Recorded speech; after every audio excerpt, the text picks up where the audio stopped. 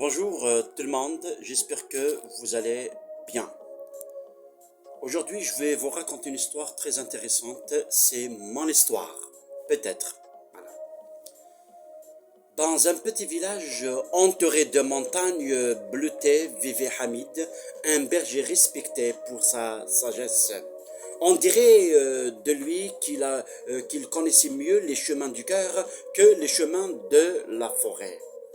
Chaque matin, avant même que le soleil ne perce l'horizon, il conduisait son troupeau vers les collines parfumées de romarin. Un garçon du village nommé Samir marchait souvent à ses côtés. Samir n'allait plus à l'école. Il avait quitté les bancs de la classe dès la quatrième année primaire. Pas parce qu'il n'aimait pas apprendre, hein. Au contraire, il posait mille questions, rêvait de comprendre le monde. Mais l'agressivité de certains enseignants, leurs cris injustes, leur humiliation avaient éteint la lumière dans ses yeux. Et un jour, il ne retourna plus jamais à l'école. Un après-midi, alors que le soleil s'inclinait et colorait la montagne d'or et de rose, Hamid surprit Samir assis seul, les yeux perdus dans le vide. À quoi penses-tu, mon fils? Demanda le berger en s'approchant. Samir haussa les épaules. À rien?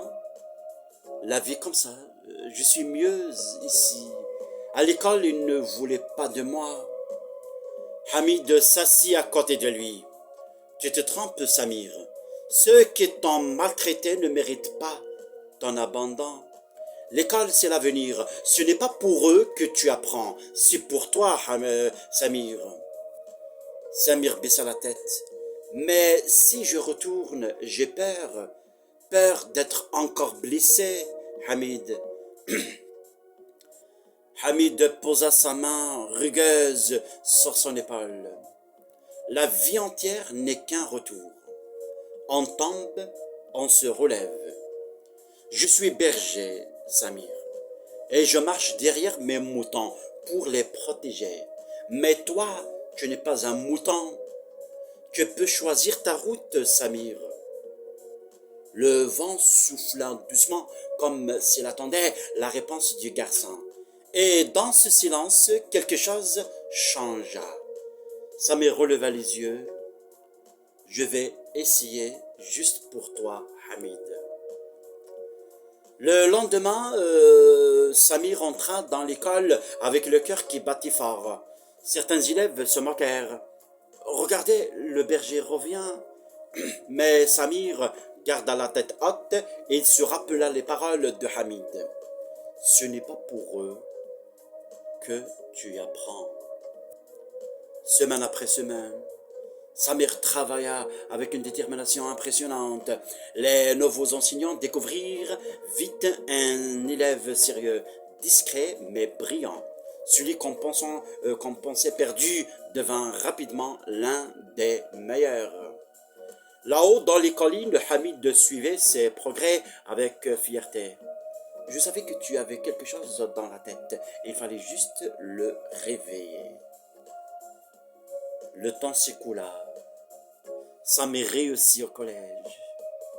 Pardon, avant, réussit primaire, puis au collège, puis au lycée. Et il passa des nuits entières à étudier à la lumière d'une vieille lampe à pétrole. Chaque fois qu'il doutait, il repensait au berger qui l'avait encouragé.